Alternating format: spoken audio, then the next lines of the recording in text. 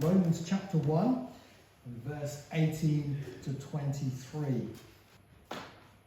For since the creation of the world, God's invisible qualities, his eternal power and divine nature, have been clearly seen, being understood from what has been made, so that men are without excuse.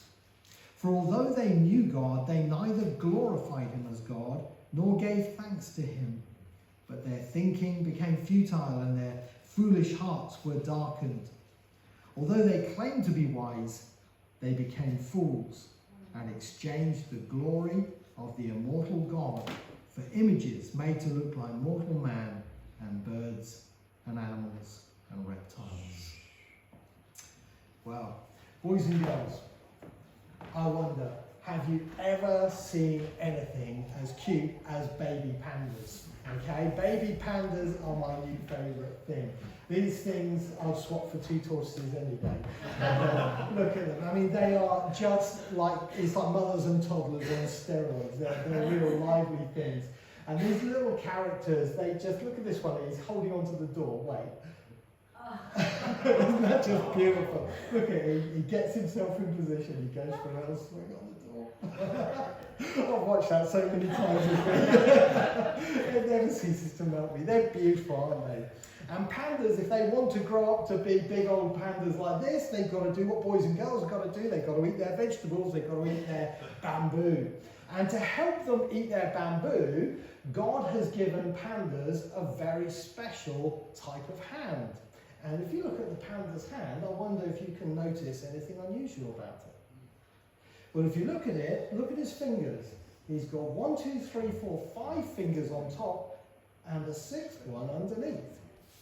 And that 6th finger, or the panda's thumb as it's sometimes called, is not actually a real finger or thumb. It's actually a part of his wrist bone, but it's grown in such a way that it acts like a thumb for him to be able to eat his food. And the panda's very pleased to have that there so he can happily munch away on his bamboo.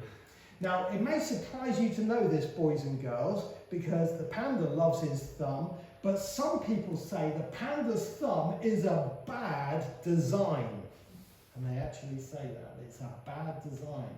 There was a man by the name of Stephen Gould, who was an atheist, and he said this about the panda's thumb. He said it wins no prize in an engineer's derby. And basically he was saying it's badly designed. Well, a panda's thumb doesn't do what a human's thumb does. It's not for typing or cooking or things like that.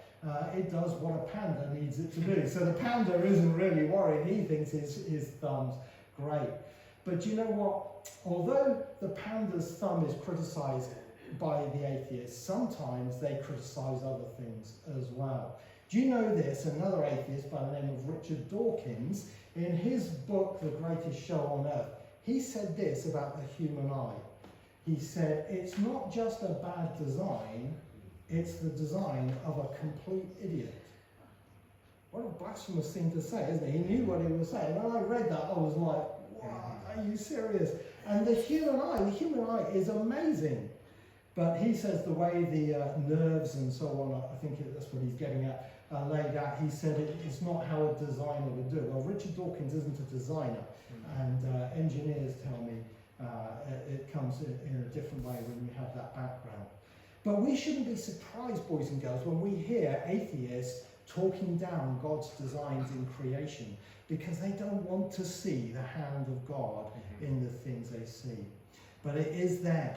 And here's one of the great questions to ask somebody who says this to you, all right? If the designs in creation are so bad, how come they inspire engineers? How come engineers look at what God has created and copy it for their designs? Let me show you some examples of what I mean. This is one of the biggest cargo planes on the planet now. It's called a beluga, an Airbus beluga. And guess where it gets its name, and guess where it got its design from? It's just like the beluga whale, isn't it? And it's designed like that. It's amazing. How does that take off? That's the law of thrust and lift. But it's designed on the beluga whale. That's what they modelled it on. Here's another one. Does anybody know what that is? Guess. All right, that's a spider's foot. All right. Now, what are spiders very good at doing? Walking on things, climbing on things, aren't they? Okay. And do you know what? Scientists have been looking at the spider's foot to try and learn how they can make spacesuits that grip to things out in space, where it's very hard to get that type of sticker onto surfaces. They're studying God's designs to get there. What about this one? I bet you know what this is, don't you? Just looking up. It's summer night. You've probably seen some of these around, these bats. And do you know what a bat is? A bat is blind, isn't it? We often say it's blind as a bat. So how does a bat not bump into things? Anyone know? Yeah? Isn't it some sort of sound communication thing? Exactly, Joshua. Yeah, it has a sort of sonar type thing from sound. And so it detects by being, even though it's blind, it can detect where things are. And scientists are looking at that, and engineers are looking at that to see how they can make things to help blind people work out where things are. Bats have inspired a few other things as well, of course. All right, and what about this one? I like this one. What's that? Anyone know? Elephant's trunk, yeah, okay. And elephants, what do they use their trunk for? They use it for picking up food and feeding themselves. Elephant trunk's very good at picking things up. Engineers have copied the elephant's trunk to design a bionic handling assistant. In English, that's a robot arm, okay? But a bionic handling system because it works. That's a design that works. All right, here's another design they're copying. Fish scales. You know, fish scales are amazing because they all overlap each other and they're able to move and yet still give protection. Engineers and scientists are copying that design to make protective gloves with shields all over them. God's designs work. And owls. You know what is amazing about an owl? Is unless it hoots, you will probably never hear it. Because when an owl swoops down, it swoops down silently on its prey. That's why they're amazing hunters. And do you know how an owl is able to do that? It's because its wings have a sort of feathering on it that makes it wind silent as it travels through the air.